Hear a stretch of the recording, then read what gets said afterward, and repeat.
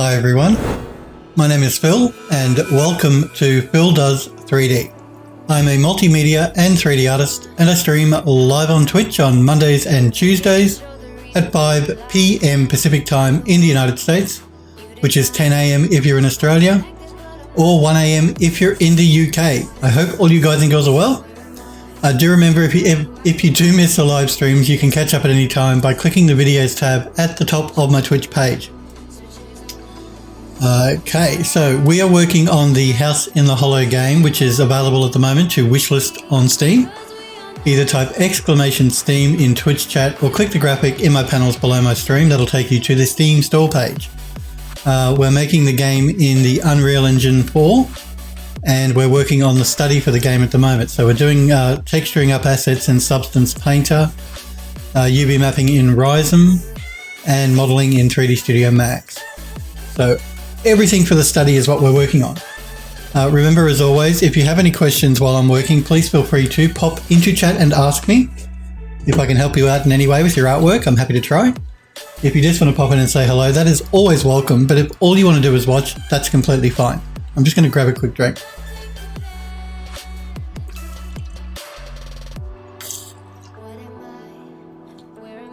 Okay. So, yesterday we were working on Smurfberry Barbecue. It's you. It's good to see you. We were wondering where you were yesterday. I was a bit worried about you. Hope you're okay. You good? It's good to see you though, Smurfberry.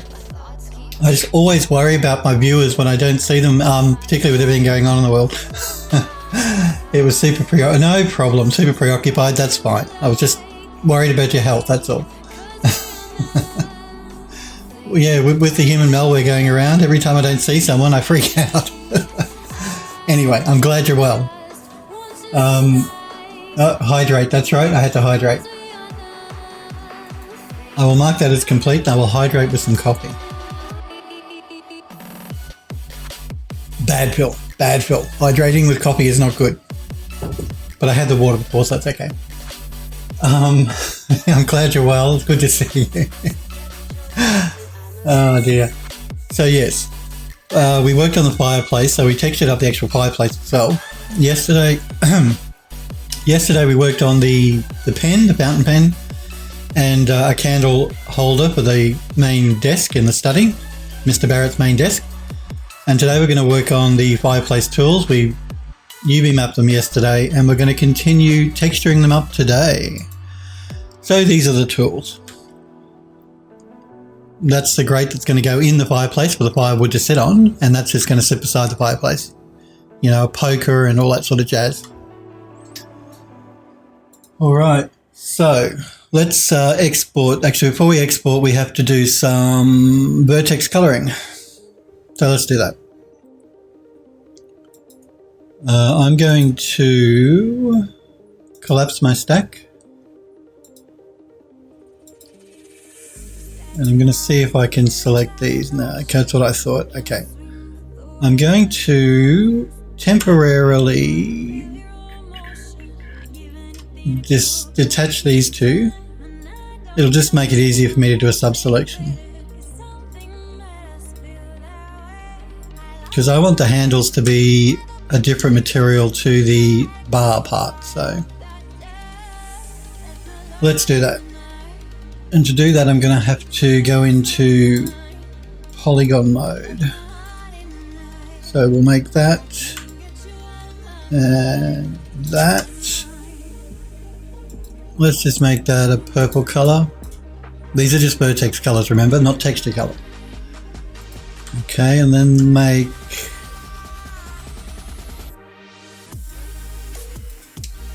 those bits, I guess, maybe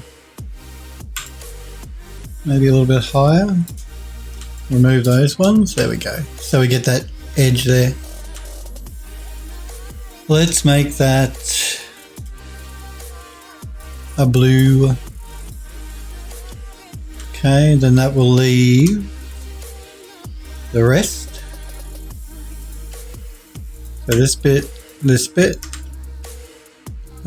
Again, it's doing that. All right, let's go into sub-object mode. These ones. And these ones. Let's make them a green.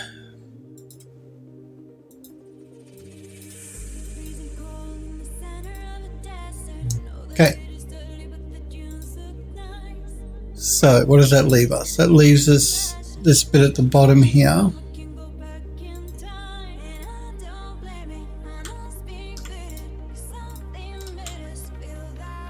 Let's make that. Let's make it a reddy color. Okay. So now the rest of this could probably be the same texture apart from these bits on the end. Let's make them their own color. And we'll make it, I don't know, a really deep aqua. And that leaves this, and this. And let's make that an orange or browny orange. And that should be every vertex color done for that asset. So let's reattach those pieces we detached.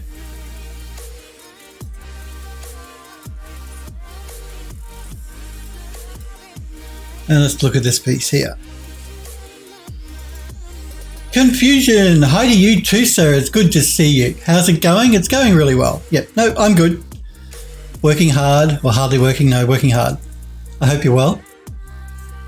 Good to see you, Confusion.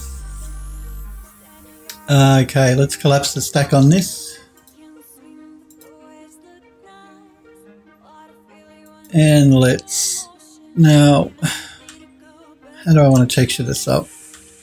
I think, just for a bit more interest, instead of making everything the same texture, we'll make these two bits at the bottom something different. Confusion says, this is not hard work, it's smart work. That's right. You don't work hard, you work smart. That's the way to do it.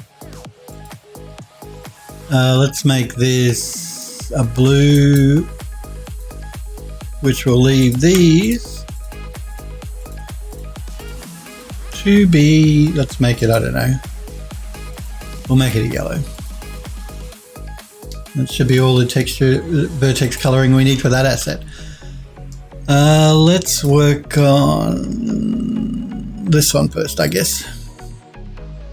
Do a quick save. Export selected.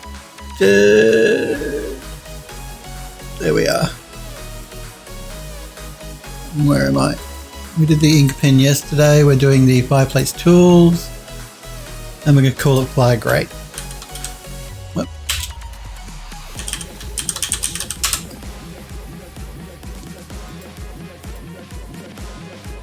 Alrighty, I guess we should double check to make sure we have actually assigned vertex colors to everything. We haven't missed anything. Okay, that looks good.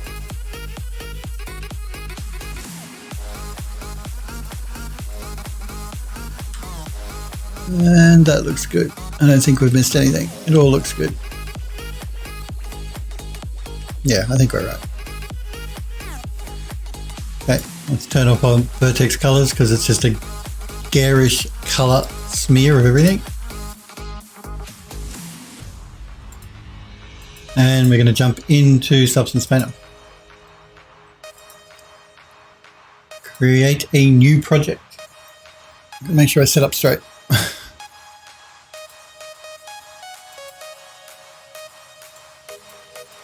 Let's select the fireplace grate that we exported.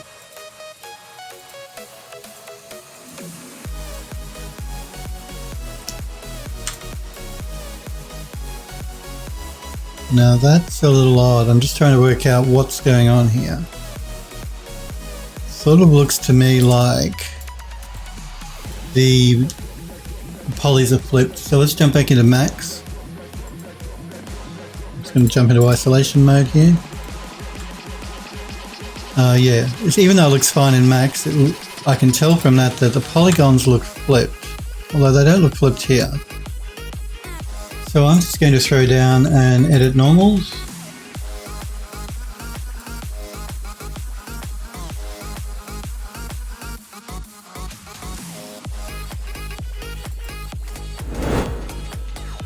collapse our stack again. Re-export the model.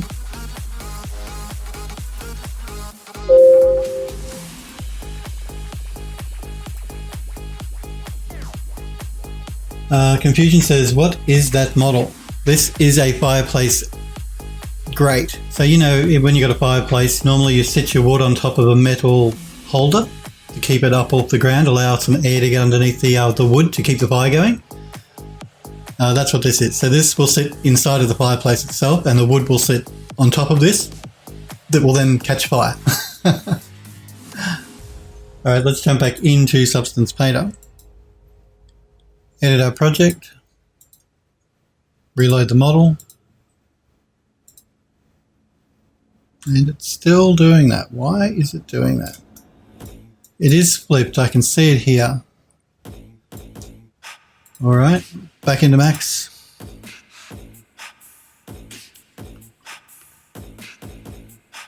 Very strange. Now Max is, normally you can tell when you highlight an object like that, if it's a dark color, a dark red, then that tells you that the poly is flipped, but that's not showing up here for me, so it doesn't look like it's flipped in Max. What I'm going to do is, as a test, we're going to flip the polys.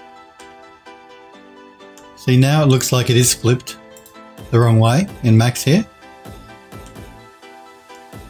Let's re-export the model and just see what Substance makes of the model now. The joys of working with 3D. Nah, it's all good. It's all good. Let's edit our project again.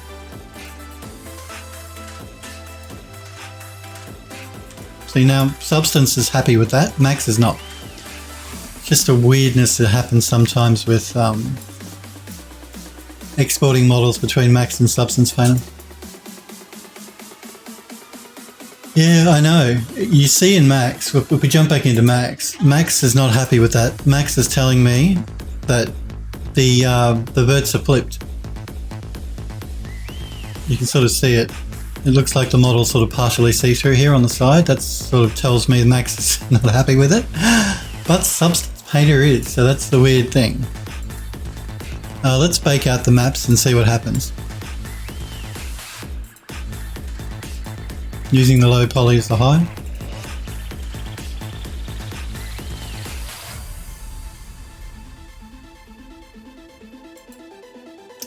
Okay, now again, it's a little odd. I'm not really quite sure what's going on here.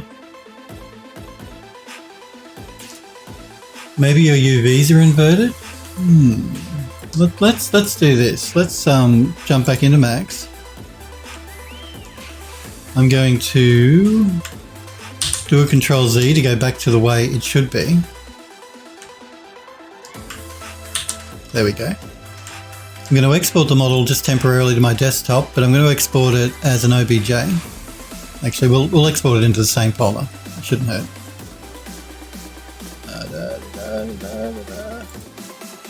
Just going to name it test.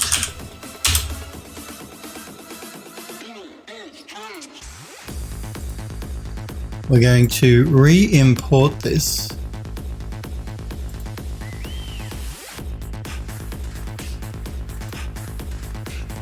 And of course, you want me to go there manually by hand.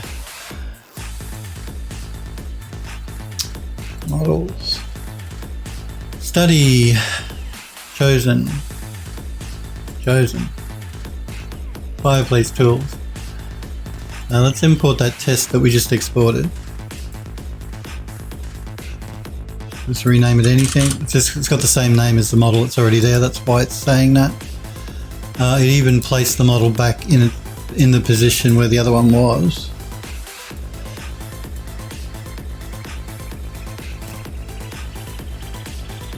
Let me see if I can select the one underneath of it. That one there. We're going to remove that.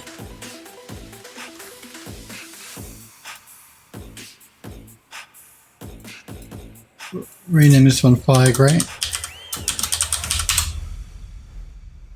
Re-export it again as an FBX.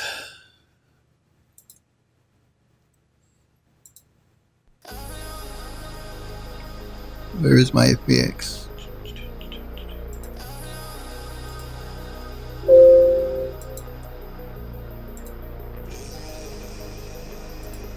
Back into Substance. In fact, I'm just going to create a new project here. We didn't do any work, so we're not losing anything.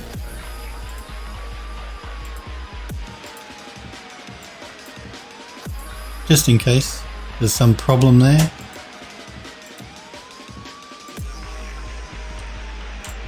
Now you see it looks the way it should look. It's just one of the quirks sometimes of Max and its export. So let's bake out the maps again.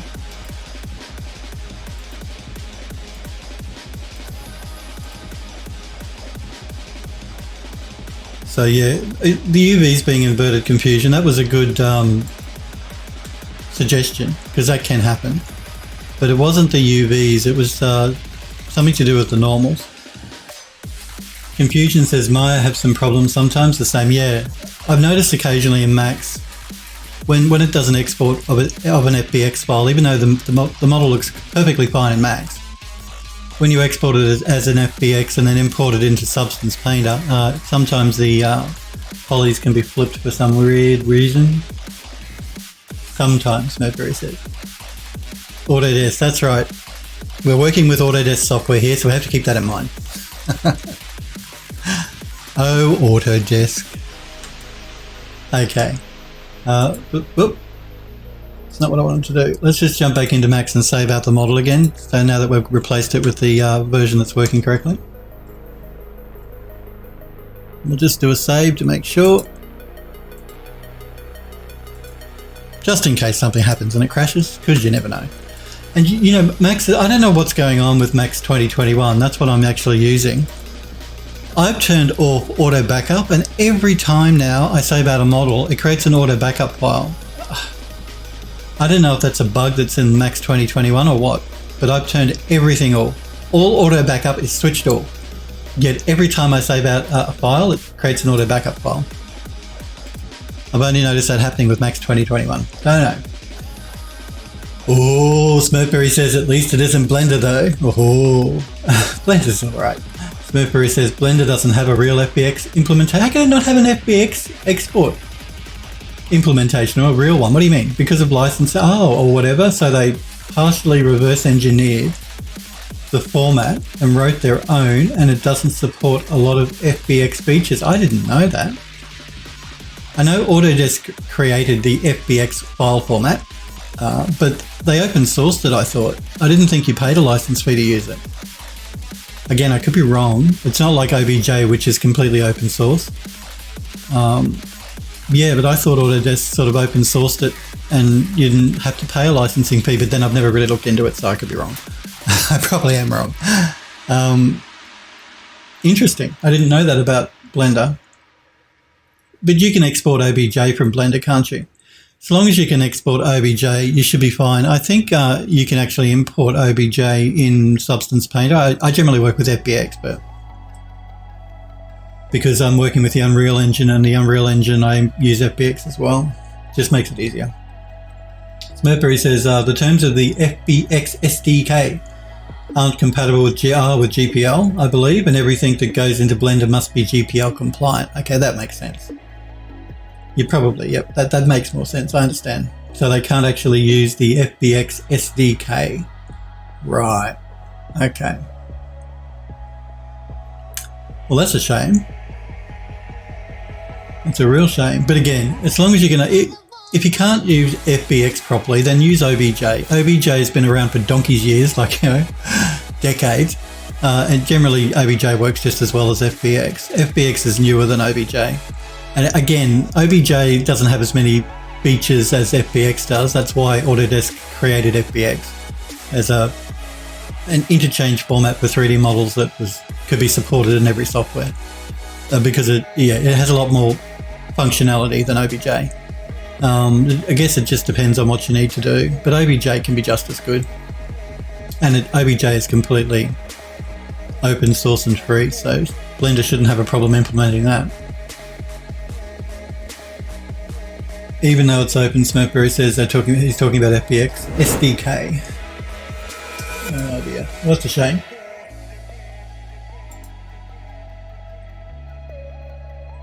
So yeah, use OBJ if FBX gives you problems. That would be my suggestion, if you can. I don't know if OBJ... Does OBJ do animation? I'm not sure. Not sure. I don't generally do animated work, but... Confusion says, yeah, but if you have a rig, how do you export? Yeah, that's what I was just thinking about. He was talking about an animated rig. Yeah, I don't know that OBJ does animation because it is much older. I think that was one of the other reasons that Autodesk created FBX. Yeah, good point. That could be a problem. There are other file formats, of course, as well that are open now. I can't remember. ABC, I think, is one. That was sort of like created for really high resolution models like photogrammetry and that sort of stuff, or animated high resolution. But I don't think that Substance Painter supports ABC model. Smurfberry says, no animation in OBJ. I didn't think so. Yeah, that could be a problem. Name a yellow fruit says, for animations you can use Collada. Actually, that's a good suggestion. I've forgotten about Collada. Name a yellow fruit. It's open source too. That's very, very good. Yes, Collada. Because again, if you're using the Unreal Engine, you can import Collada models. When I worked with UDK, which was before the UE4, it was like UE3. They called it UDK, Epic Games. I used to work with Collada files all the time when I did imports into that game engine. I use FBX now in UE4, but yep, Collada is another great one. That's built into Max. If you use Max, you can export as Collada. And it does do animation, so yep. Name a yellow fruit. Good suggestion. I know I had forgotten about Collada. Collada came after OBJ, but before FBX. So, Smurfberry says, remember when game engines had their own custom file formats that you had to explain? No, wasn't that a nightmare? Thank God that you can, use a half a dozen different formats now in most game engines. Shutters, yes, I shudder as well at the thought of it. Proprietary file formats for game engine models, or anything you wanted to bring into your game engine. The other thing that I found much better now with the new game engines as opposed to the ones in the past. To get the best compression, you used to have to use DDS files for like textures and stuff. So you'd create your texture and you'd save it out as a DDS file to import that into your game engine. Again, UDK was like this. That was an extra step that used to be a real pain. Now you don't have to worry about that. You import whatever file format you want, Target, TIFF, PNG, JPEG.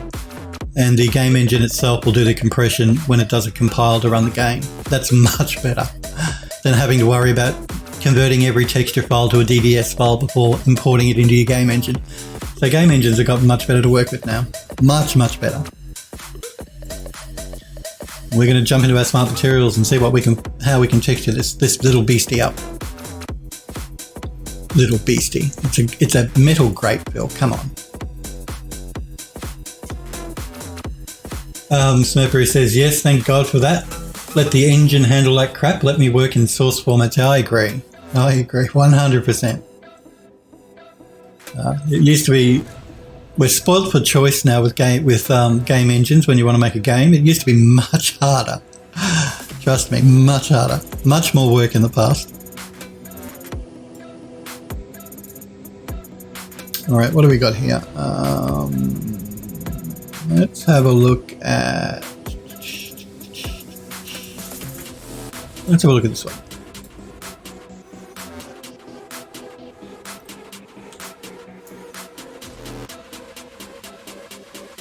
Okay, it's a good starting point. Let's just remove this blank layer from the bottom. Snowberry says, your kids don't even know you got to learn today. You're going to learn today. That's right. You kids have got it easy these days. Compared to us poor old timers that had to work on game engines back in the day. They were a nightmare. And let's not even start to talk about Gamebryo, that game engine, which doesn't exist anymore. But look it up. Man, was that a nightmare to use. That was terrible. It was the worst thing I've ever worked on in my life. Oh man, it was bad. It was bad. It was bad. It was bad. I had to work on a AAA game. I used to work in games, and then I went to work in film, and now I work in games and archviz. But yeah, one of the AAA games I worked on years ago, they used the Gamebryo game engine, and God, it was a nightmare. It was a nightmare. Oh man. Smokeberry says, like the W3D format, only had an exporter for Gmax. I'm not familiar with W3D. Smokeberry says, want to export from 3D Studio Max? No. Reverse engineer the format and the exporter plugin itself and write your own exporter. Oh no. No, no, no, no, no. No. I say no.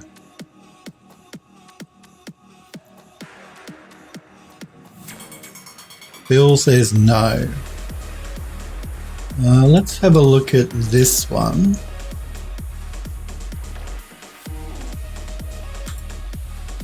What I might do is we might jump into the smart masks and see if we can get a mix happening. Let's go with...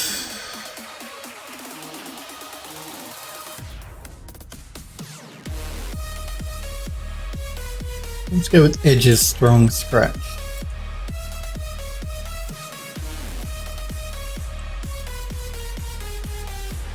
But that surprises me. I was not aware of that with FBX and Blender. Did not know about that. I'll just pull it up a little bit so we get a bit of a mix happening.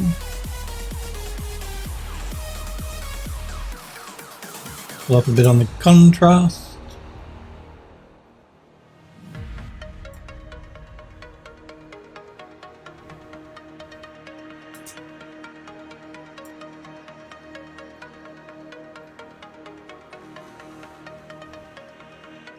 We want the grate to look quite old and dirty because, you know, it's had firewood sitting in it, burning in it for God knows how many years, because the building is an Art Nouveau building, so it's been around since the 1920s or 1910. So a lot of firewood will have been burnt into it. So we want it to be dirty and looking really old. Let's have a look at these bits at the bottom. So I'm going to group these.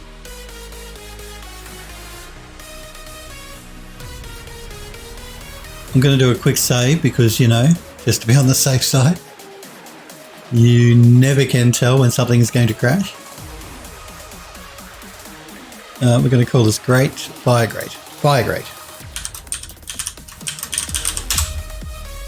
Okay, back into our smart materials.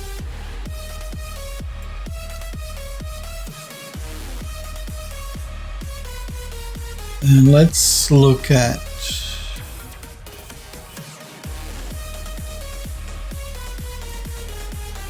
Android Lust, it's good to see you, buddy. How are you? Hi to you as well. Smokeberry says exporting as ASE files from you. ASE is another one actually I used to use as well. Yep. ASE as well. It's good to see you, Android Lust. And I'm glad you're well. Yes, ASE and Collada. If you can export to either of those, they're an alternative if you can't get FBX to work properly for you. But again, if you're not exporting animation, I'd probably stick to OBJ because it's never failed me. Oops, just before I do that, I'm going to... No, that's fine. Let's do this.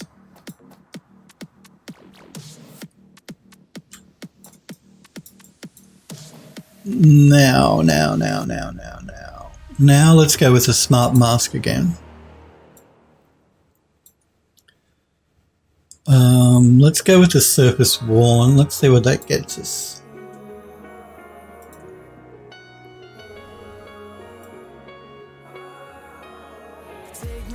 I just wanted to introduce a little bit of colour to the metal because it was just looking a little grey.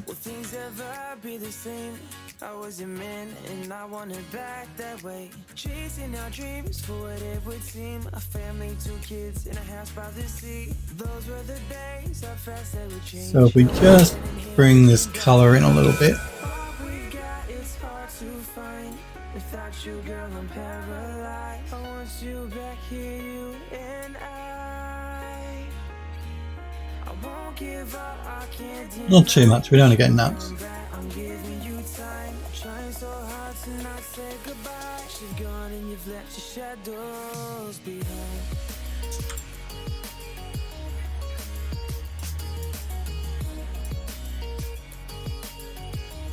I might just play with the blending mode on this as well, see what that gets us, because, you know, why not? It's half the fun.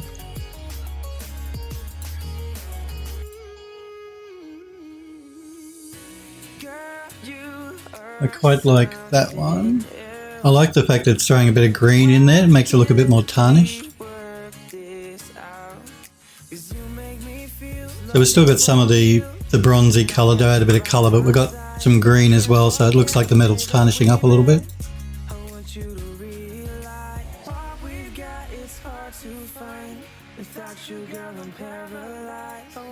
Okay. What I'm going to do here is I'm going to move that into the group that we created just before. Actually, no, I'm not going to do that. I'm going to group within a group.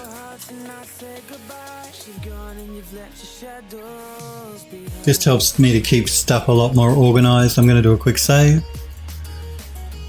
Back into our materials.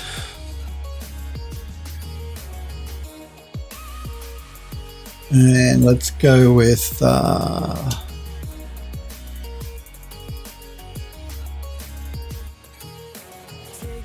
let's go with this one. Come on, you can do it. Alright, now I'm going to mask with color selection here. Oh, wow, really? It's the same thing. When we did a bake out, for some reason with the new version of Substance Painter, it defaults to material color. I want it to be on vertex color. Really annoying. Let's just rebake that again. It won't affect what we've done, it'll just bake out the ID maps properly. And it did not bake them out properly. Why?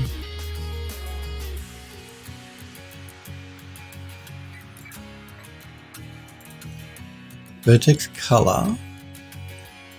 I think when we exported the model, we lost our vertex color information. So let's just jump back into Max and check that.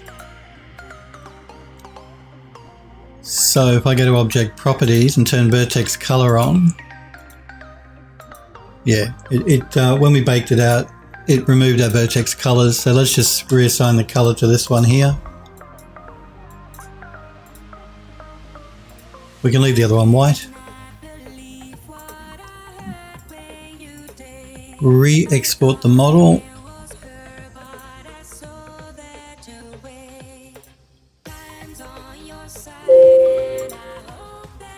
That's why I always keep both the programs open while I'm working. Normally when I work with two monitors. Normally I have Max on one screen, Substance on the other, but because I'm streaming, if I have anything on my second screen, you guys won't see it. But generally I have them both open at the same time and I sort of work between the two. The same with Photoshop. If I'm texturing in Max, I have Photoshop open if I want to do any adjustments to texturing by hand. But because, I stream, I can't do it that way, so I've got to open and close them. We just need to update our project with the new model.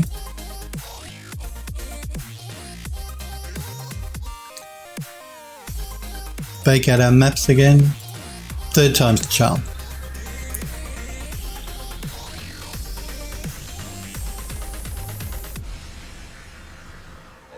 Wait for Substance Painter to catch up to me.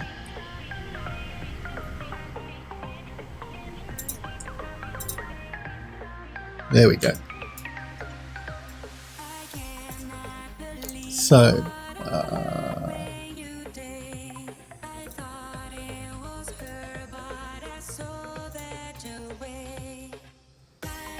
baking in Painter. Yes, that's right. Why are you laughing at baking in Painter?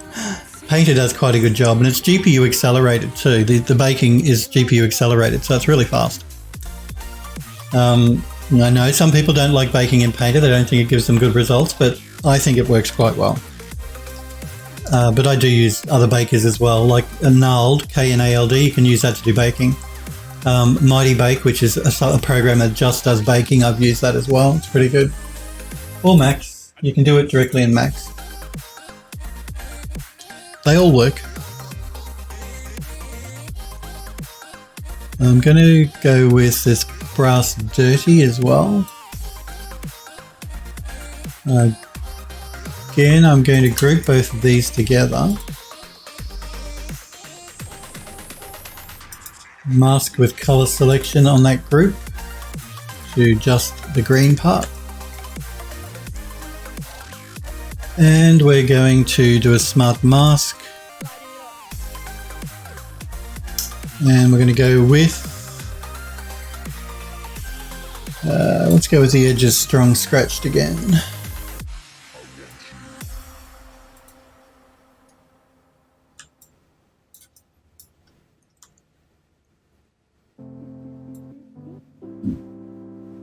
No, it's only the bottom bit where you're looking at here, the two bits, the curvy bits at the bottom, not the top.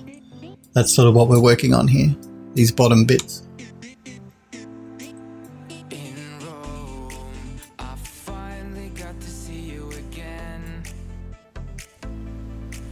So I just want to pull out some of the brass and leave it to look like it's worn off and the metal showing underneath.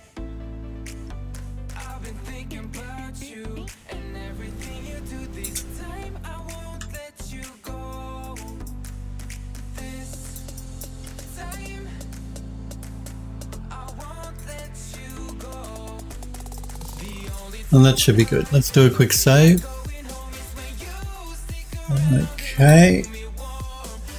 So we've got the grill on top and then we've got the feet on the bottom. Now we want to add a dirt layer. So let's go with, let's see here.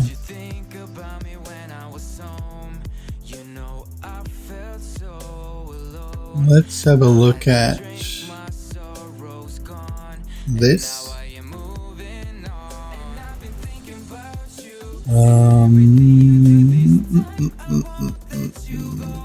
Change our blending mode. Throw a smart mask over the top of it.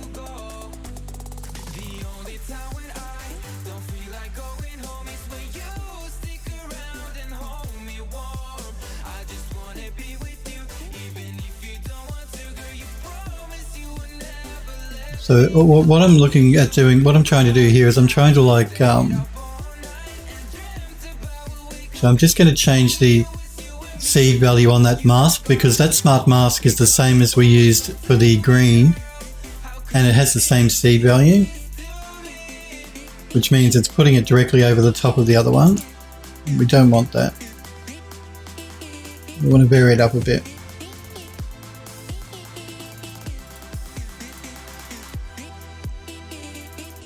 Otherwise, we're just laying one color directly on top of the other one. So what I'm trying to do here is I want it to look like some soot has sort of accumulated on the metal from all of the wood burning in it. And so, yeah, that's what the darker part is just going to be like soot from the logs that are sort of burnt into the metal. We can go as heavy or as light as we want. I don't want to go too heavy. We can pull up on the contrast a bit though.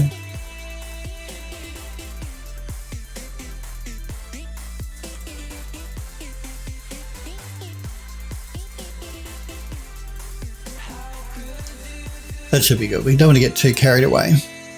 Let's export these textures.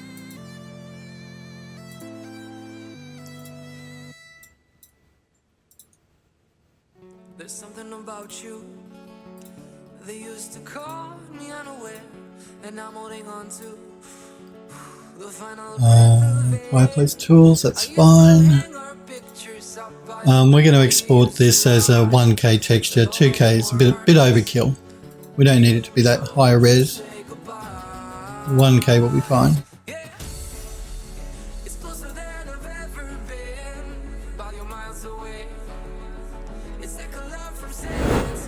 Alrighty.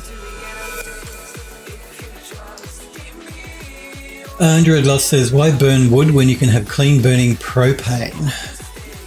That's true, but I like the smell of burning wood. Propane doesn't give you that nice woody smell. So, you know, when you burn a log of wood in a fireplace, you get that smoky smell. You don't get that with propane. But you're right, propane is much cleaner. Having to clean, I know I've had to clean quite a few fireplaces over the years in the places I've lived in. But having to clean them of all of the ash is a major pain. And it's disgusting, it's filthy, it goes everywhere, it's awful. But the smell, I love the smell. That smoky smell. Okay, let's jump back into Max and export the fire tools.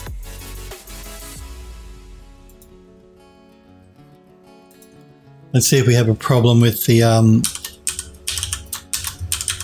flipped polys in this export.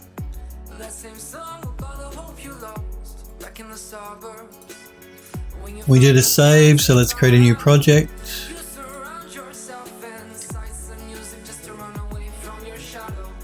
Andrew Doss says it was a reference to an old American show. Oh, King of the Hill. I remember King of the Hill with Bobby. Yes, no, I remember King of the Hill. Yes, he was a propane salesman, wasn't he? That's right. He didn't like coal either, you know, because he was barbecues and stuff. He didn't like when you burn, or did he like coal? No, he didn't like coal. Propane only. You're right. I'd forgotten about King of the Hill. Man, that takes me back. Smurfberry says, when I get my millions of dollars for being the world's first rocket scientist, space rock and roll neurosurgeon, I'm going to spend my free time building a laser-powered grill. A laser-powered grill, wow. He hated coal, Andrew Loss says, yes, he did hate coal, I remember now. Hank, wasn't it? Hank was the guy's name and Bobby was the boy's name. I can't remember the wife's name. Hank, Bobby, and... No, I can't remember her name.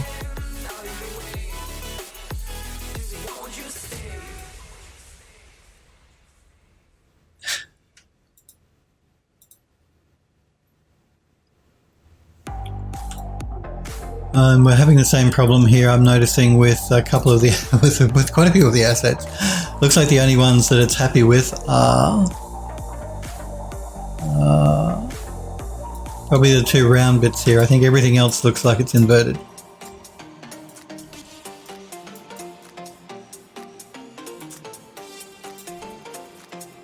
That's inverted. Actually, I think it's all looks like it's inverted, which is really annoying. Actually, the handles, I think the handles are the only thing that's not inverted. I think. Yeah.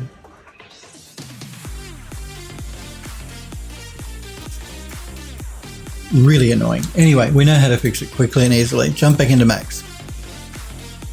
Export this as an OBJ. So what Max gives us, we can export as 3D Studio Alembic, which is the ABC format, which is animated high resolution models. Illustrator, why would you want to export as Illustrator? Collada, of course. DWG, the AutoCAD format.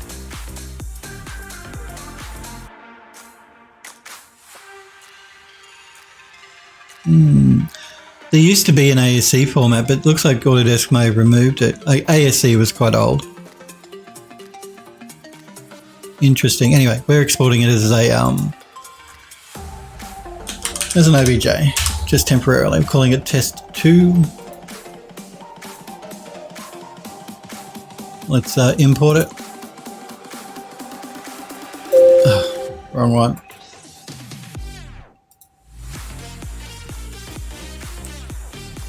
Test 2. Rename it. New.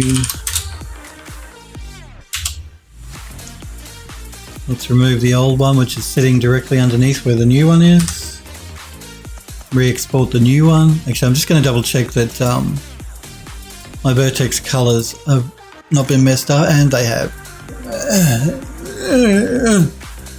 Working my last nerve program. Alright, let's go into isolation mode so we're not confused with everything else going on. We are going to detach these.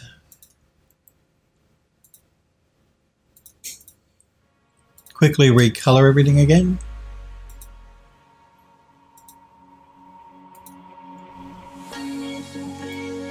So we want that handle to be, I don't know, let's make it a pinky purple. And then we want these to be a yellow, which will leave all of that to be the same color.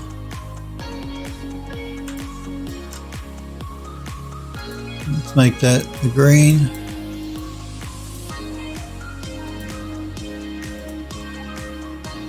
And then we want these end pieces here to be a different color.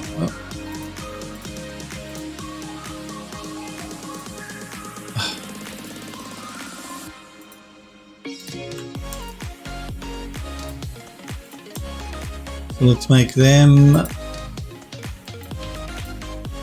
a blue, and that will leave everything else. So, actually apart from this bit at the end.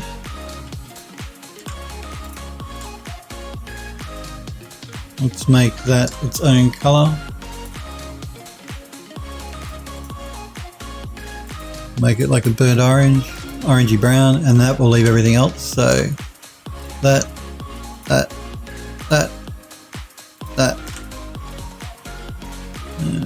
think that's it. Let's make that. Let's make it a dark aqua color. Okay, let's attach the piece we detached. Turn on vertex coloring to make sure we haven't missed anything. That's good.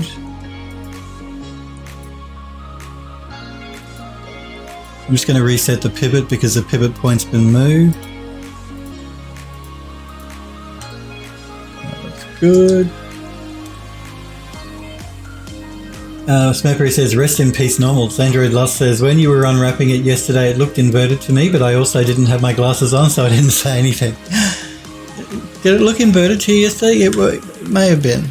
May have been. I may have missed it. Let's re-export the model and check now. It won't affect the UV mapping. It only affects the vertex coloring because OBJ does not say vertex coloring. So, what does it? No, obviously it doesn't. Unless I didn't turn it on during the export. Maybe it does vertex coloring. The fire tools.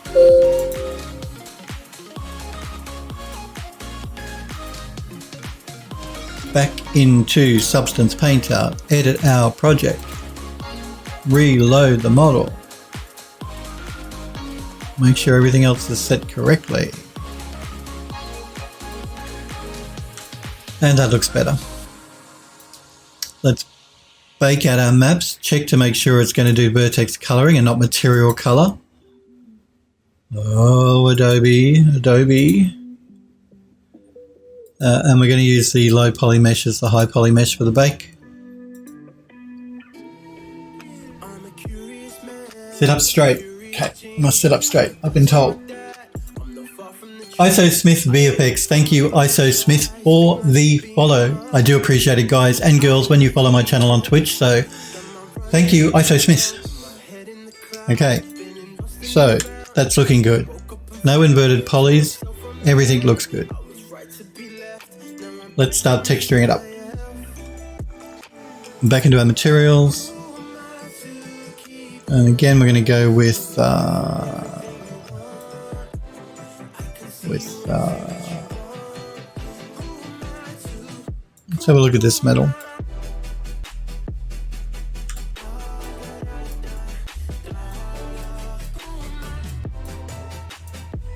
It's a good base. What else can we throw on top of that? Let's go with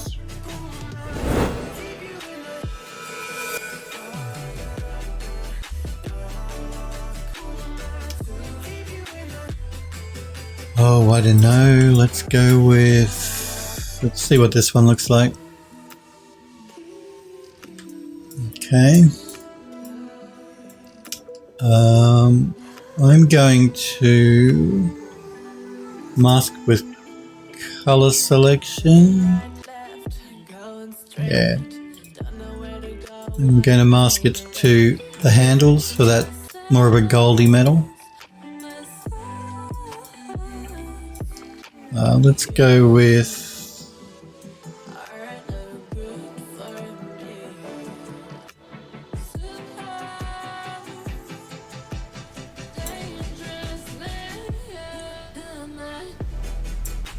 sorry, Substance just being a bit sluggish on me here.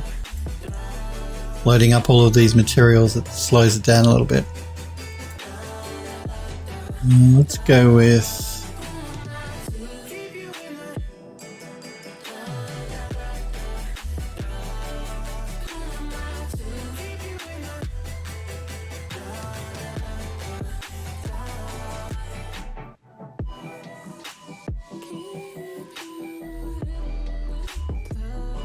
no, none of those. Let's have a look at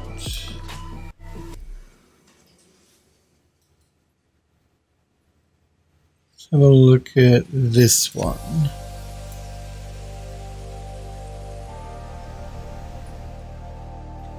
Again, I'm going to mask with color selection here. I'm going to mask it to that, and also probably to that. Okay.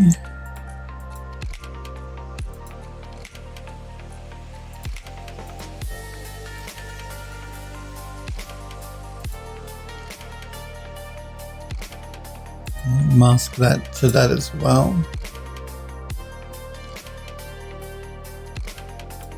Right.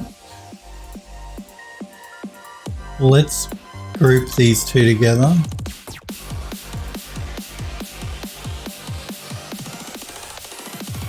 Again, we're going to mask with color selection to the handle and to the base. We're going to do a quick save. Call this on Fire Tools. And throw a smart mask down. Yeah, let's go with let's have a look at stains and scratches.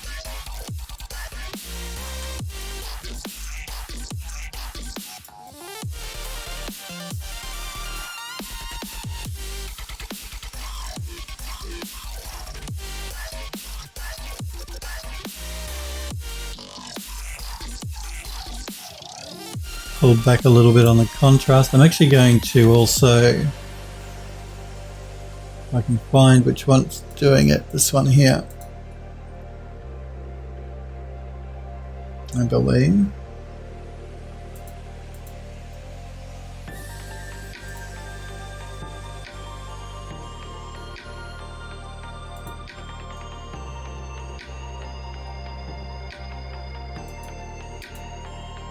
Got to find the right layer. We'll turn that layer off, but it's making it a bit too bumpy. So if I turn that layer off, it smooths it out a lot more.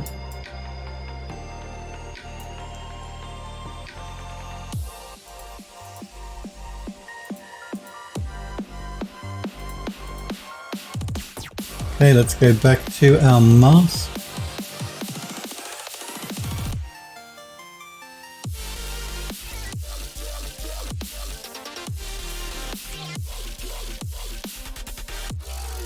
We want them to look quite worn, quite old.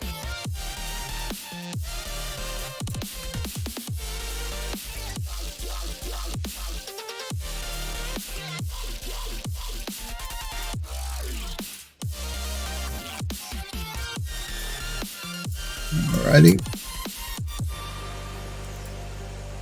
Let's just do a save. Back to our materials. Just going to clear that message out of the way. You guys can't see it, it's behind me, but there was a message there.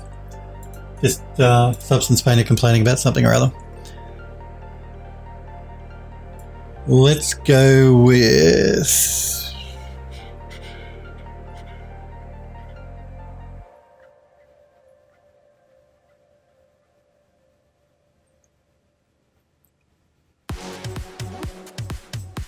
Let's have a look at My Magus book, which is a smart material I created.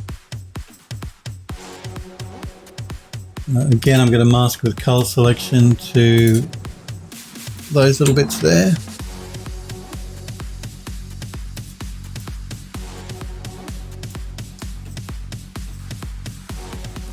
Euro, YOLO to you too, Euro. How are you, buddy? Good to see you. Hope you're keeping well.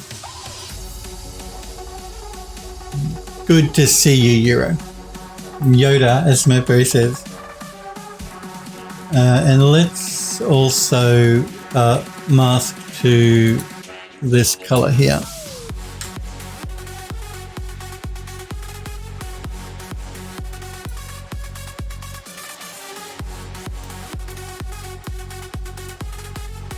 They look pretty beaten up and old. That looks good.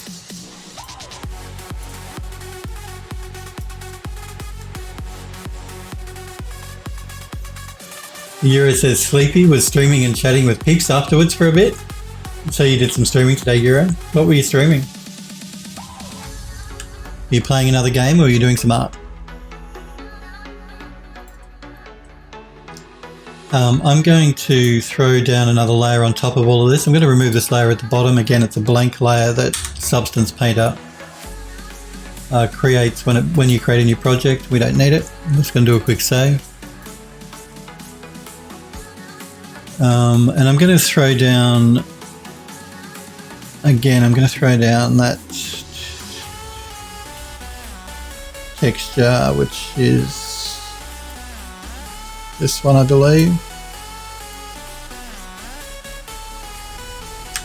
And we're going to change the blending mode.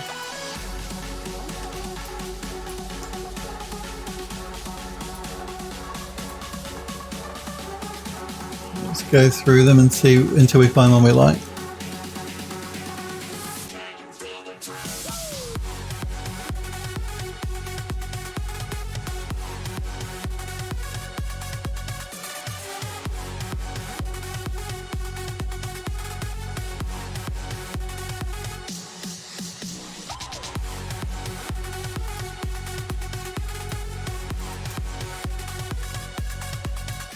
This one should work. Let's go with a smart mask. And we're going to go with surface worn again.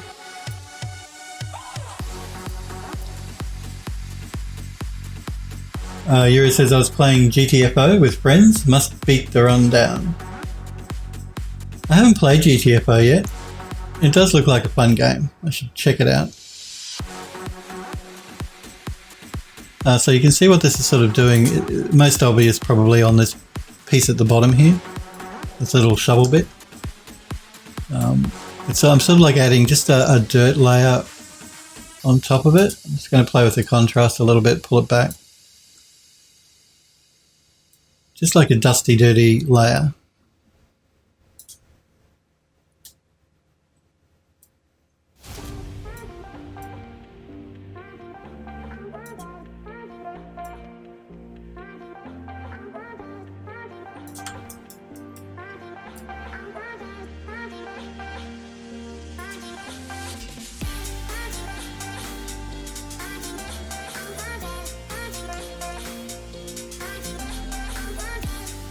Hero says it's intense, co-op and teamwork is a must.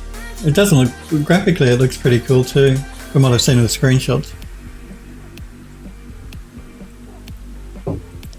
It does look cool. So how are you guys coping with the new layout on people's Twitch pages? Because Twitch have just started the new format, the new layout for, you know, when you go to a Twitch page, it's all changed now. Twitch have, I actually had, as a streamer, you can get a preview of how your page was going to look for the last couple of months, but I believe it's going live now. My page was, when I went to my Twitch page, it was at the new format. So how are you liking it? Yura says about the game, I'm assuming it's good, it's hard though. Yeah, I will. I'll have to check it out. I'm still getting used to the new Twitch page at the moment. The layout for the new Twitch page. Let's do a quick save. The Euro says, I prefer the old layout, if I'm honest, but we'll see how this goes. Mercury says, I don't see any changes here. Maybe if you press Control F5, you might get it. It might refresh to the new change for your Smurf, but yeah, I wouldn't rush out to do it anyway. I'm still getting used to it myself. It's quite different from the old Twitch. Euro says, if it's offline pages, Smurf. Yeah, only offline. While I'm streaming live, you probably won't see the changes, but when I go offline, do a refresh or go to somebody else that's offline on Twitch, on one of their pages, you should see the new layout. Android Lost says new layout. I don't see it. It might not be on the Twitch app yet. It might not be, and it might take a little while to roll out to everybody's Twitch page as well. So I don't believe when Twitch do these changes to the user interface, they just throw it out there for everyone. They sort of do it in rolling stages like Microsoft do with their updates. So eventually in the next week or so you should get it on everyone's page. Euro says it's been about, it has the About section plus panels on live streams. The offline stuff got a rework. They did put it out for everyone. It was in beta for a few, yeah, I remember, I know it's been in beta because I've been setting it up while it was in beta before it went live for the last couple of months. I like the fact that you can, the stream schedule built in now. That's really helpful, really handy. I'm going to keep my countdown on my page though, like I always have. You know, in my panels, I have a countdown to when my next stream goes live. I'm going to keep that there anyway, but there is a specific section now called schedule that Twitch have built into the interface that you can set up for your streaming schedule, and that's pretty cool. I'll use both. So, and I like the idea of when you go to somebody's page who's offline, they can have an introduction video that'll play to tell people what who they are, what their page is about, all that sort of stuff. I think that's a cool idea. I don't like that the offline image is gone now, because I used to have my offline image that had my streaming days on it. That doesn't seem to be there anymore when you're not streaming, so I guess that's what the video replaces. You make a video saying who you are and what times you stream and all that sort of jazz. I haven't done that yet. I've been real slack. Bill being slack? Never. Let's export the textures for this. So I will reserve judgment until I've used it a little bit more. But it is quite a change from the old layout. Study, chosen, fireplace tools, and they're called fireplace tools, so that's cool. And again, we're not going to export it to 2K texture, we're going to export it as 1K. That will be plenty big enough.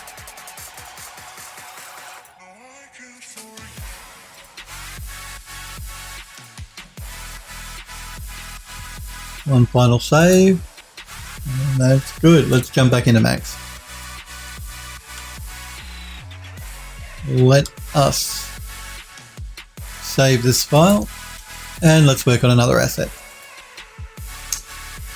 What will I work on next? Let's work on the hourglass, I think.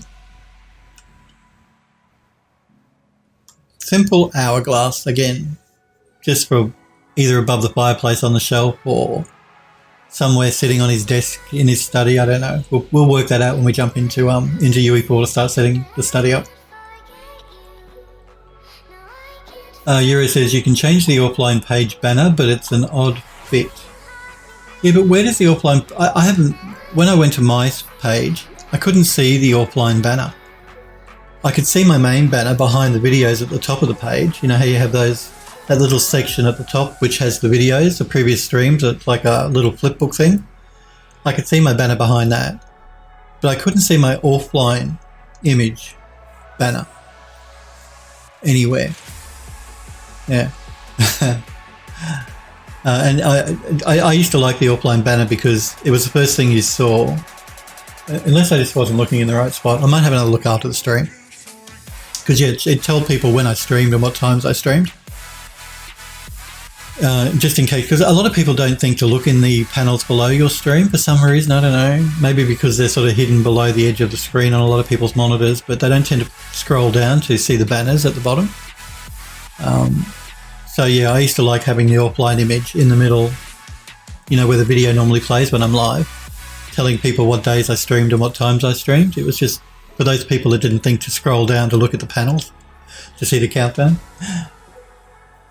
Yura says, yeah, that's what I meant, the top bit. Yeah, no, the top bit you can, I've done that myself. I've changed the banner behind where those little videos are to my logo. But do you remember, I don't know if you guys checked my page out when I wasn't streaming, but where the video feed is in my page that you're watching now, when I stopped streaming, that used to change to a graphic that had my logo and then it had the days and the times that I streamed. That doesn't seem to be there anymore. Even though it's still in the settings, I can't see where it's showing up. It's not showing up on the page anymore. Yura says, looked like they did away with the offline image. Yeah, that's really annoying, Twitch. Don't do that. Anyway, I think you might be right. The weird thing is, if you go into your settings, it's still there in the settings where you can upload an offline image. So you would have thought if they were going to get rid of it, they would have removed it from the settings, but it's still there. I don't get that. Don't understand. Don't understand, Twitch. You're confusing Phil. Don't confuse Phil. So yeah, I miss the offline image. But I guess that's what the video is supposed to be for now. You know, the video at the top that did like an introduction to who you are and that sort of stuff. I guess that's what they want you to use that for, so. I guess. Twitch like to change things. Generally the changes are good, but sometimes they take a bit of getting used to. Let's start UV mapping this up in Ryzen. So let's send these bits over and UV map them.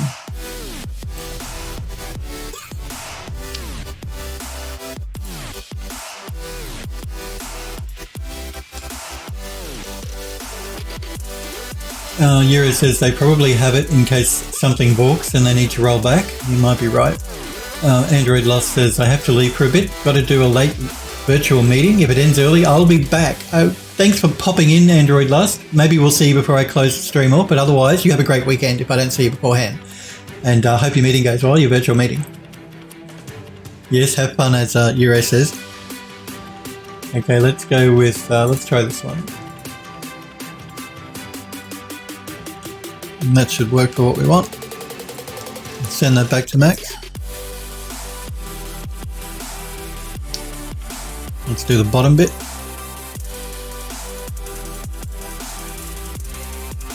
Send it to Ryzen.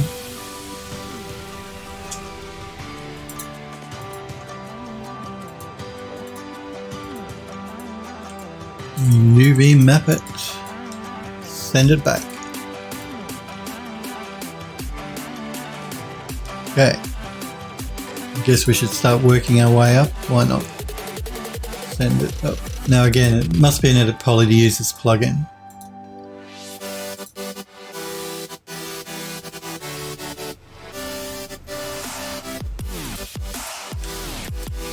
It looks a bit funky here because when it does the export, it doesn't export smoothing groups. That's why it looks a little bit weird in Ryzen. Not going to work for what we want.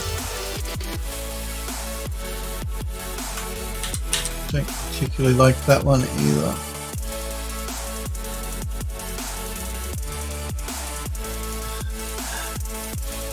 I'm not going to use this. I'm just seeing if we can get a decent mesh out of it doing an optimize. Not really.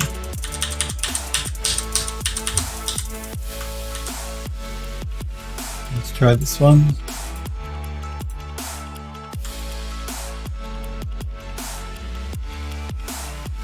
This might be one of those ones where it might be better for me to do it by hand and try and get the program to do it for me. I think. Yeah. Alrighty, let's do it by hand.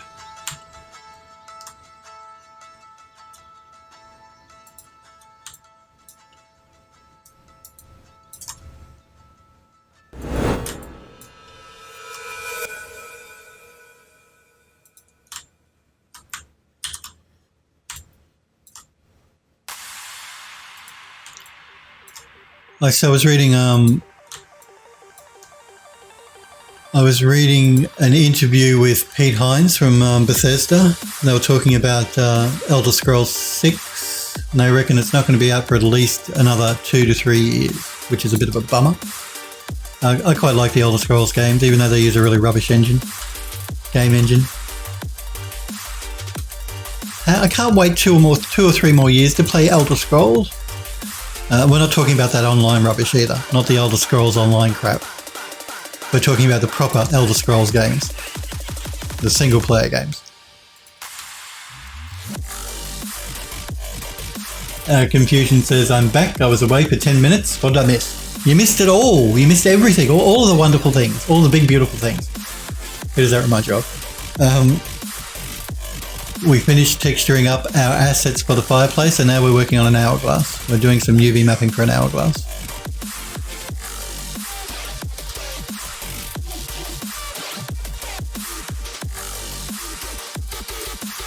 I know that's not a straight line, but there's not much I can do about that. That's just the way the mesh is.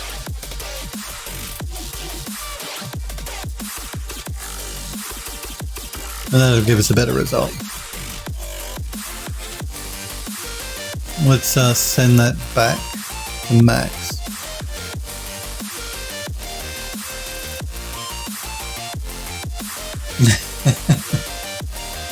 Don't worry, we finished the texturing, but I upload all of my videos, as you know, to Twitch after the stream. So I have to create like a graphic for it. So generally what you can do is if you want to see the textured versions, you either jump on the Discord server. Again, anyone new and watching, join the Phildas 3D Discord. I've just popped a link in there. If you're new to my channel and you want to know more about me, you can go to phildas3d.com. So my Twitch username, put a .com on the end. You can check out my gallery and look at my social media accounts and all that sort of jazz. But if you go to Twitter, I always post an image of what we worked on that day. Like yesterday we were working on the pen and the candle holder. So you can see it that way. After the stream, I'll be posting an image on Twitter.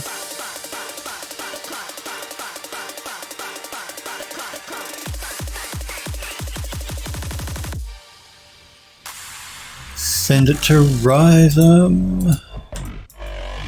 Again, we're going to do our manual cutting here.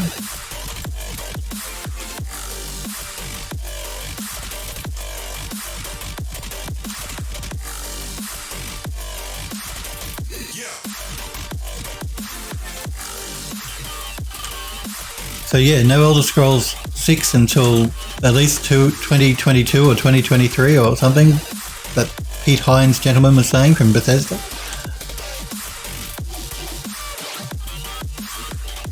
And I refuse to play Elder Scrolls Online because that's just like crap. It's as bad as Fallout 76. Ooh, no one wants to play that. Don't get me wrong, I like the Fallout games, I just don't like that online version of it.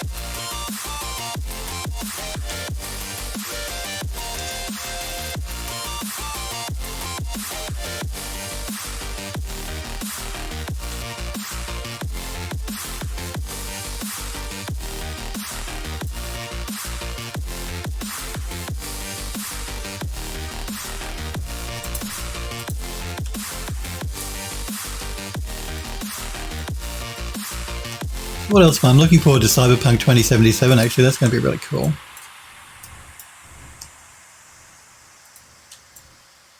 From everything I've read about it, no, I trust CD Projekt Red. They've always made good games in the past.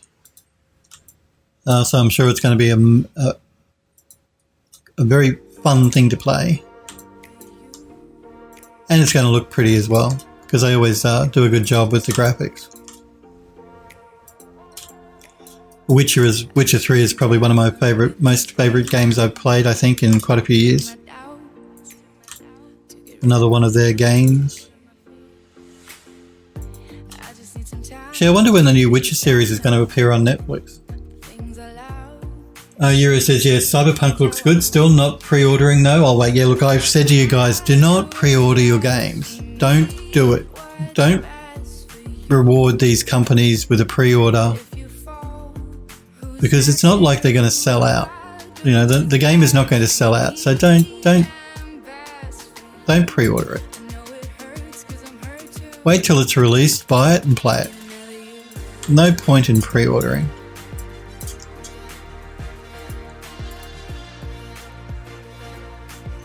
Just encourage these companies to, I don't know, to hold back content and release it as DLCs and stuff if you pre-order a game, if they're getting too much money up front too quickly. Whereas if you don't pre-order it, then they might be more inclined to actually add more content to the game to make sure they sell more copies.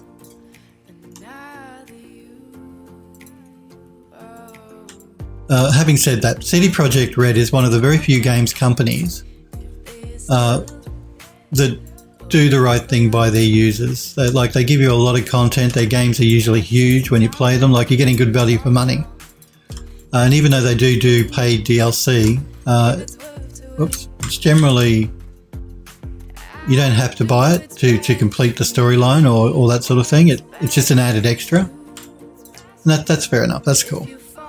You know, we're not talking horse armor, Skyrim, and that sort of crap that you got from Bethesda.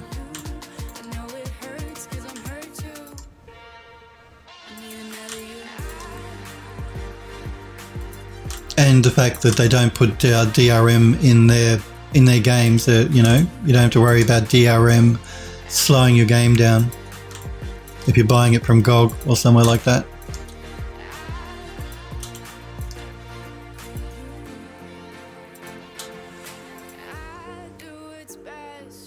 Smokery says Bethesda is a joke. I'm afraid. Look, Bethesda used to be an amazing company, making amazing games. But I don't know, since they were bought out by, was it Miramax that bought them out, I think?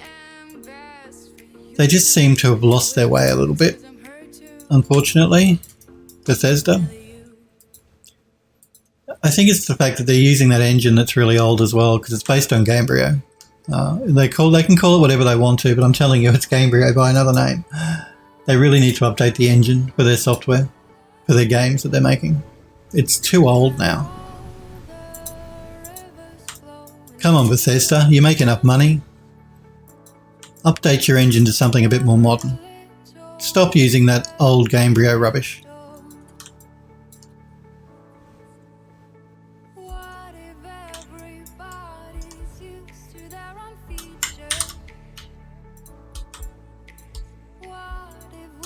You're better than that, Bethesda.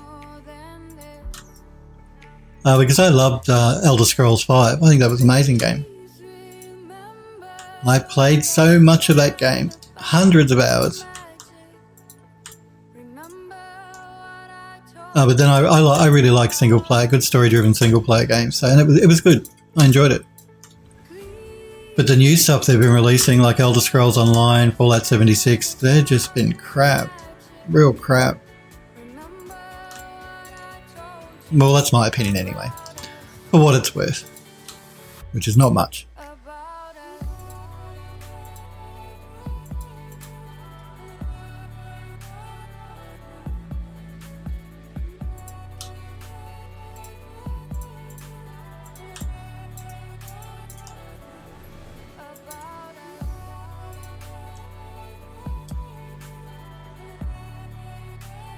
Euro says CD Projekt Red and GOG are owned by the same company. Yeah, but GOG is their own storefront for CD Projekt Red's own storefront. DRM free. That's what I like about it. You can be sure that your game is not going to slow down because of the DRM they put in it. Euro says Miramax own a shitload of IP. Confusion says, take Unreal Engine 4. That's right, they should be using Unreal Engine 4. That would be my suggestion to them. Euro says, the new Assassin's Creed Valhalla game looks decent. I'm going to wait till it's on discount like it did with the Odyssey. Yeah, I've never been overly...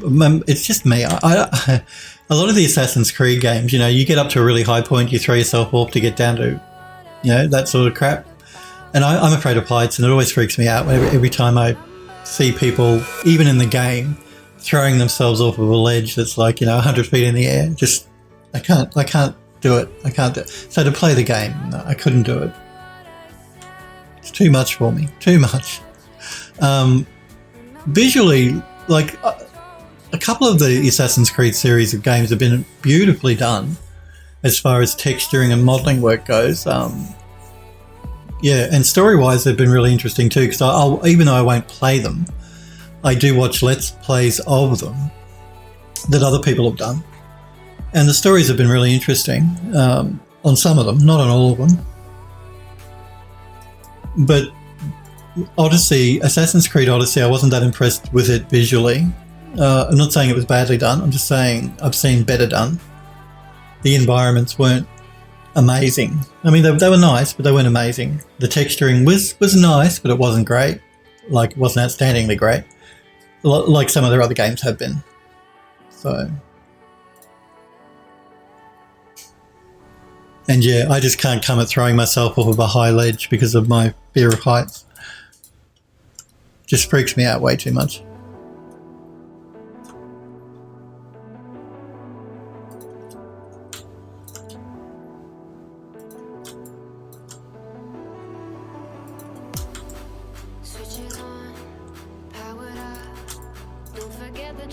But I did see the reveal for Assassin's Creed Valhalla. Let's see what the game ends up being like. Because they did that slow reveal, video reveal thing, not that a week or so ago. Confusion says was about Bethesda need to use UE4. You know they do. They should use UE4 Bethesda. I agree. Look, use anything Bethesda, anything but that Gamebryo engine that you're using now. Man, it's bad. It's so bad. It's visually stuck in the 1990s. Just move on already. Use a modern game engine. You know, if you've got programmers that want to make their own, more power to you. If you don't want to go down that route, then use one of the off-the-shelf systems like UE4. UE4 is an amazing game engine. Epic Games have done huge amount of work creating it, and it shows. It has one of the best lighting implementations I've seen in any game engine, and I've used a few. Having said that, though, you know, there's the ID game engine. There's Unity. I don't know. There's a lot of different game engines. The Cry engine. There's a lot of different game engines they could use if they wanted an off-the-shelf. If they don't actually want to invest time and man hours into making their own. But for the love of everything good, Bethesda, please stop using Gamebryo. It's crap. It's crap. It's old. And you can only... I know that they say that they improved upon Gamebryo. They've made their own engine. They're calling it their own engine because they used the Gamebryo engine as the base and then they added to it over the years. Fine, but you know, you're working with the base that's rubbish to begin with. So regardless of how talented your programmers are, the underlying base is crap, and it shows in the engine. The engine just does not do lighting really well. Even now, I mean, I've looked at the lighting in Fallout 76, and it does not look good. It looks old, it looks dated, it looks like something from the 90s. Don't use it. Use something modern. Particularly now with ray tracing becoming more of a big thing in games, and with the new consoles coming out at the end of the year, ray tracing is going to become much more of a big thing. You're really going to have issues, I think, with Gamebryo trying to shoehorn that old engine into a modern game. All about the lighting. I've told you guys before, you can make an absolute crap model look amazing with the right lighting. Lighting is probably one of the most important things as far as making a game look good. If you have bad lighting, your game is going to look like rubbish.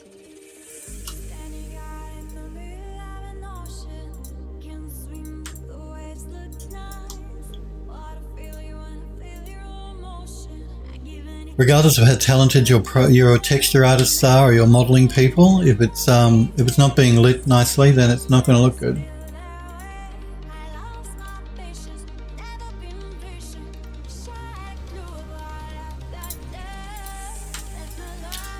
will never get a job with Bethesda. Not if they ever see my stream. Look, I love you guys. I love you, Bethesda, but just please, please, please use a modern game engine. That's all I'm asking.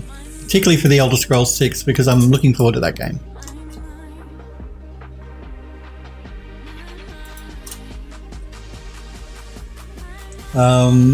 Euro says, no, the DLCs for Odyssey were good. Most people can't run those games at max settings with everything turned up. It looks gorgeous.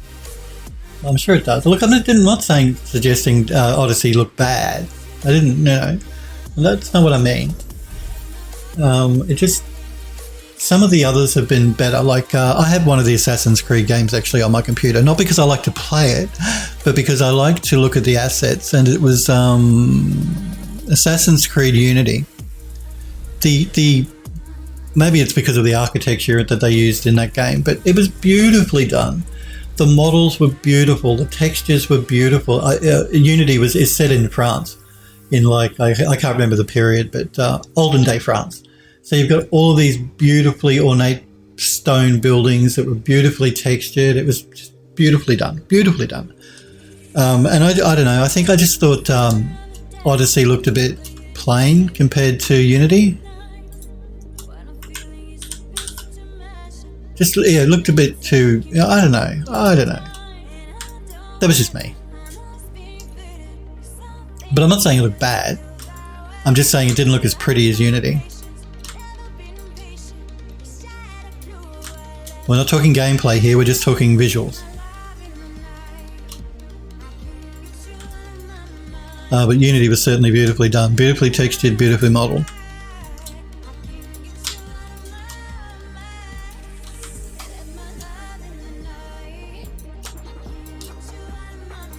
But again, that could come down to my love of architecture and old architecture in particular. That may be why I like Unity so much. I thought it looked so good. Because I like the old buildings.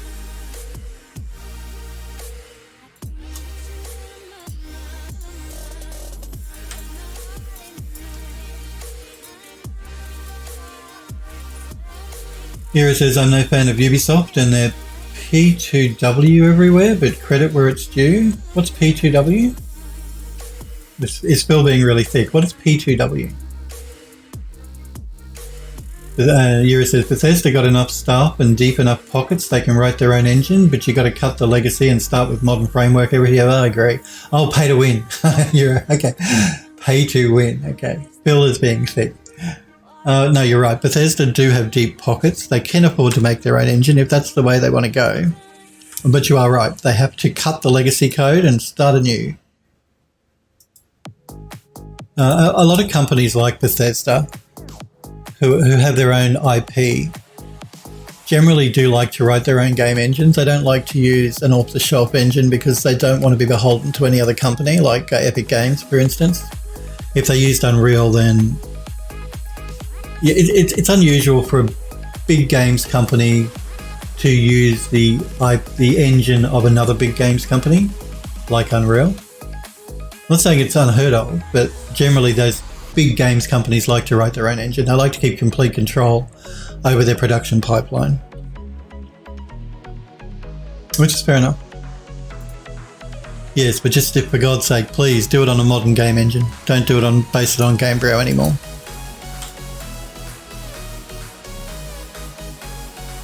And I think they know that because they've copped a lot of crap, Bethesda, recently with the games that they've released. And I don't think it's because they're bad games designers or artists or anything like that. It's just, or animators even. It's just the underlying code they're working with to make their game. It just doesn't allow them to shine, the stuff that they're making to shine properly. And they've had some problems with story-driven stuff recently, like their stories haven't been great, but generally I think the major problem is the underlying game engine that they're trying to use.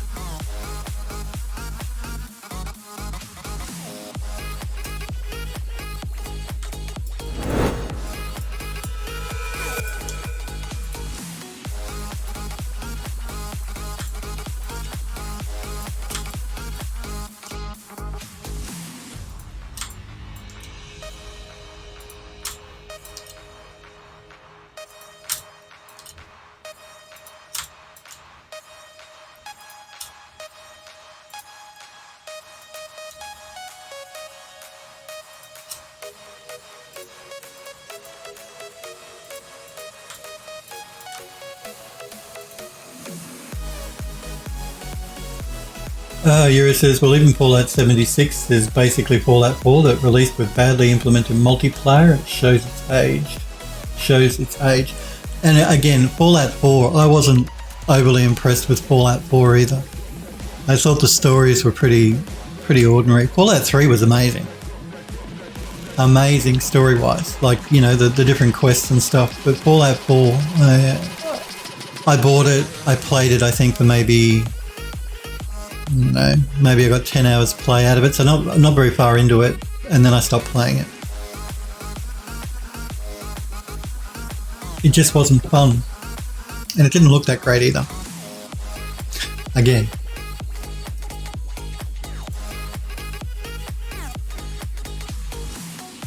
Yura says Fallout 4 was so linear compared to previous games. Yeah, that could have been the problem too. Like Fallout 3, like I said, was an amazing game. I played the crap out of that. But Fallout 4, no, I just could not get into it.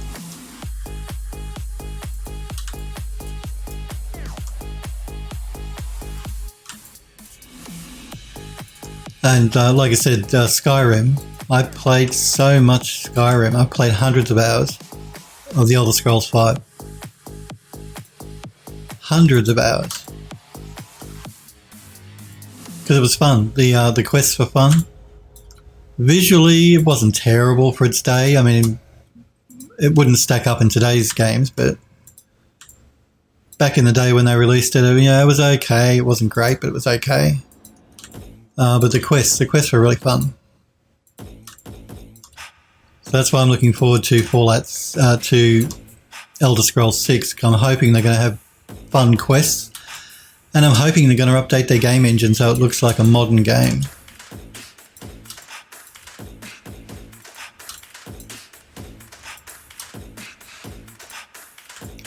We can but hope.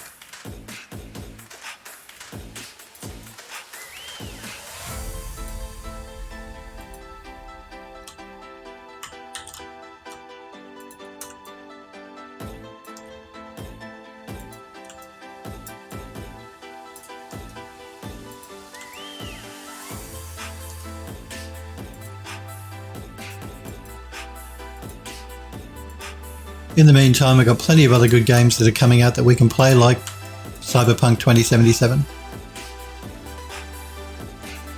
That should keep us all occupied for a while.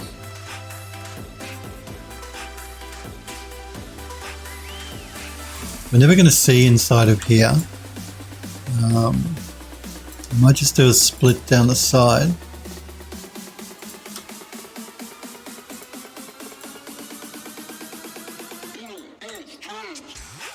We're getting a little bit of stretching happening here with the red, but not enough to worry about. So that should be good.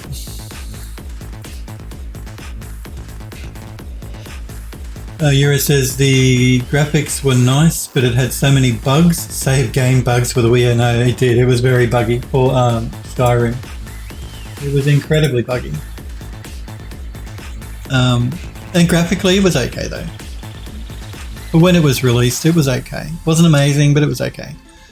I think they were one of the first companies to actually use SpeedTree extensively. I think it was in the game before Skyrim. So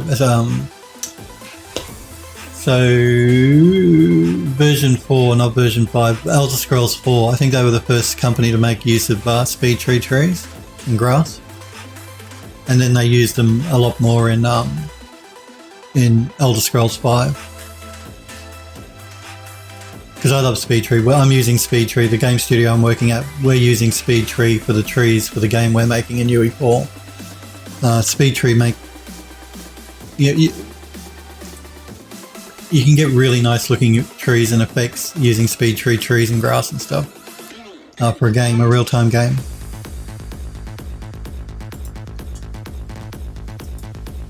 They do a good job, SpeedTree.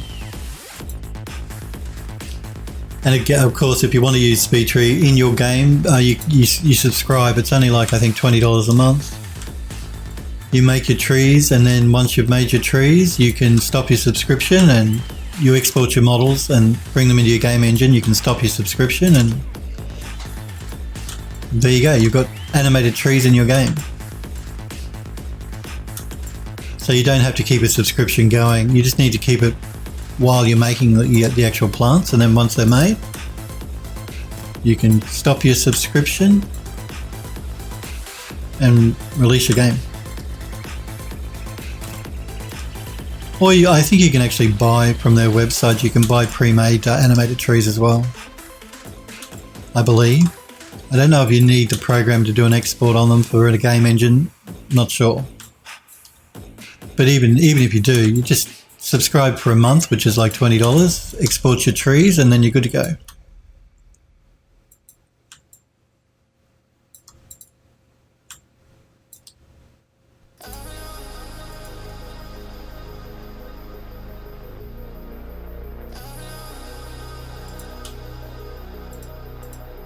Oops, wrong one. Stop doing that. I forgot to do a cut through here.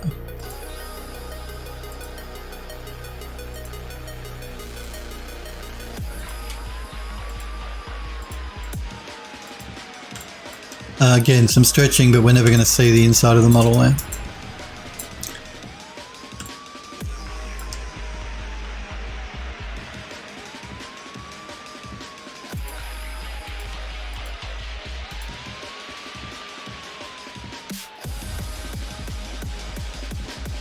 Right, how are we going here?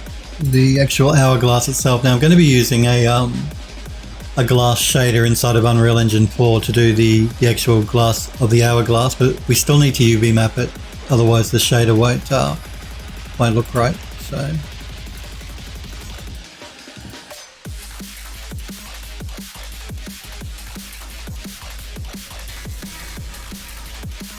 alright, let's see if the automated tools can do something for us.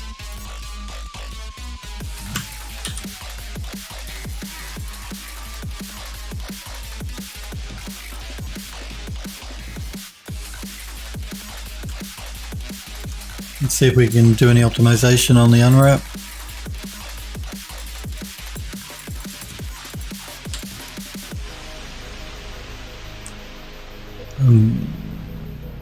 Why did you do that?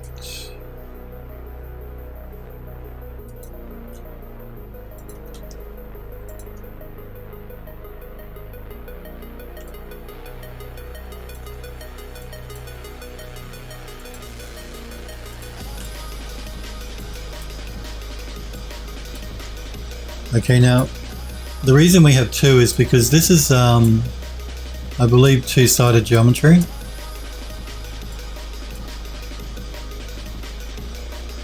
We could delete the interior polygons if we wanted to before we bring it into the engine, but it's going to look better because we're using a glass shader if we keep polys on the interior as well and not just make it one-sided.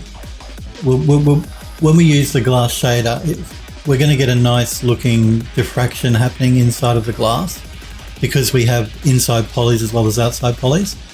The mesh itself is not overly high resolution, so it shouldn't be too much of a problem as far as poly count goes. And we're going to get a much nicer looking asset inside of Unreal because we've got double-sided polys. So that's the reason the unwrap here has two. One is for the interior, one is for the exterior.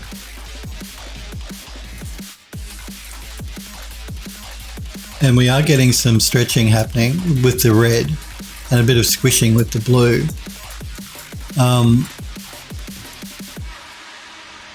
Again, we're not going to see it, we're not going to notice it because it's a glass shader. It doesn't have a pattern on it, so the pattern won't stretch or squish. So we could probably get away with that, although that is a little, it is stretching and squishing. But it'll be fine for the glass shader, so that'll be okay. Normally you'd try and get rid of a bit of that red, but for this it should be fine. Now I need to also do the sand, so let's UV map that up.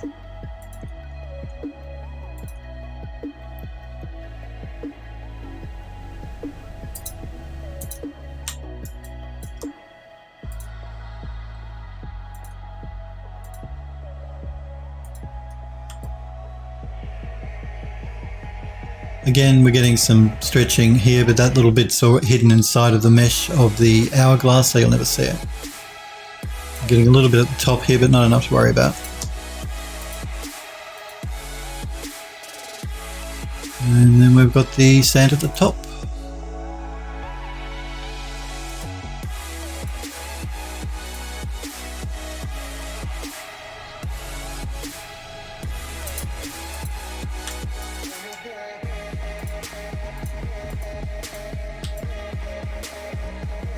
That should be good. Let's send that back.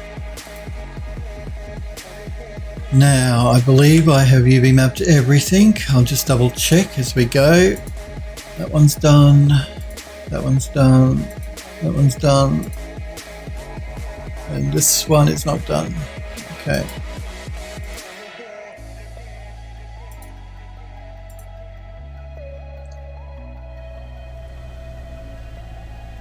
Oh, these shouldn't be too difficult to UV map.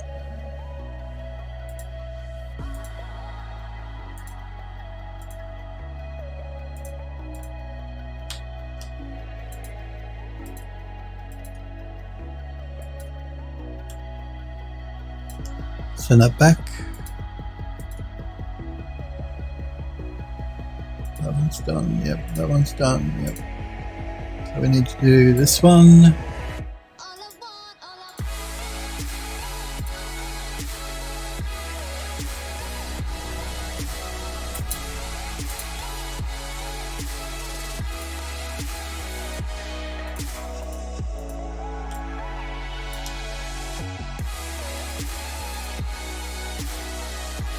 We need to do this one.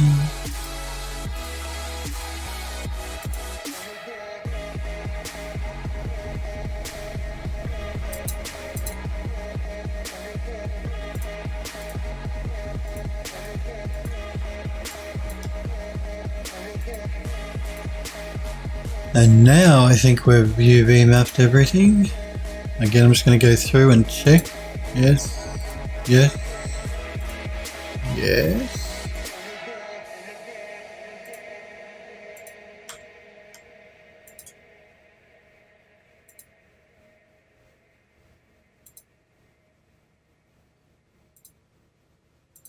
Yep, I think we're good. Alrighty. Let's attach everything together. I'm going to attach everything together except the hourglass and the sand. I'm going to keep those separate. That's so that when we texture this bit up in Substance Painter, we don't have to worry about that getting in the way. So I'm going to collapse the stack.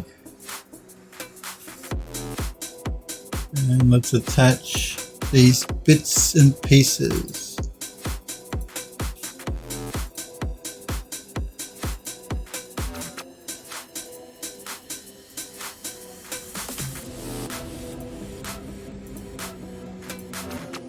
And that bit, and that bit.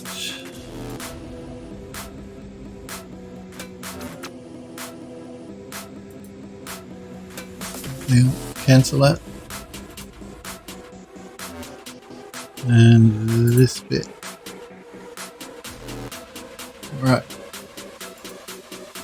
I'm just going to move this to check that I've not forgotten anything, and I haven't. Good. Now we need to do a pack, so let's throw an unwrap UVW down and pack everything.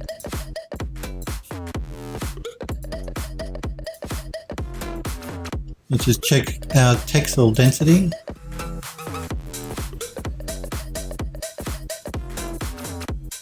By throwing down a checker pattern.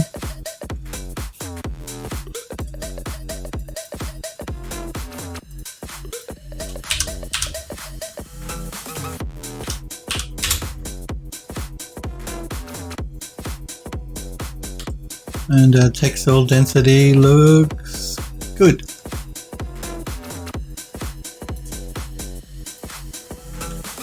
Okay, let's turn off map seams because it annoys me. Resave our project. And let's do some vertex coloring.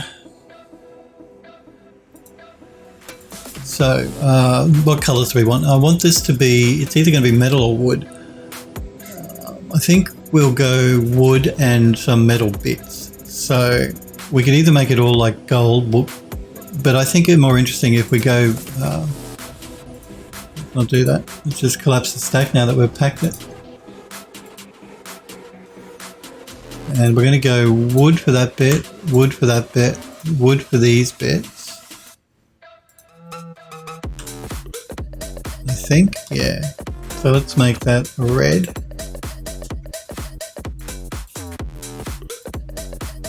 And then we're going to go a gold metal for these bits.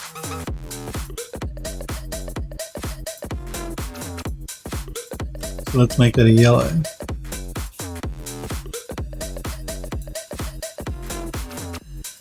And then we're going to go with a different color metal for these bits in the middle.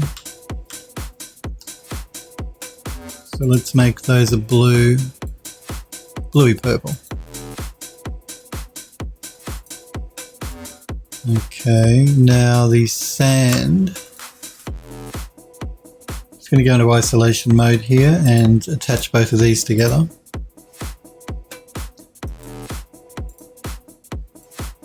We'll do an unwrap so we can do a pack on the UVs. Hang on. Hang on. We want to do an attach of these two. There we go. Do an unwrap and do a repack.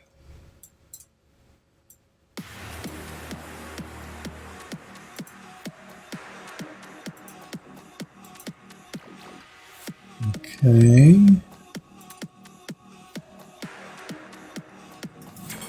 Collapse the stack. And we want to assign a vertex color. And we'll make that, I don't know, let's make it an orangey brown.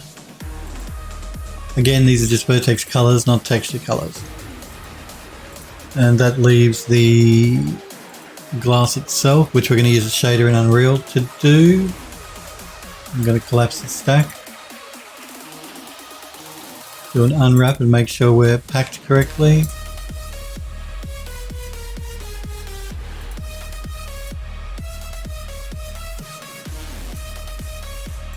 And that'll be a glass shader, so it doesn't need a vertex color. Alright, let's just turn vertex coloring on to make sure that we've not forgotten anything.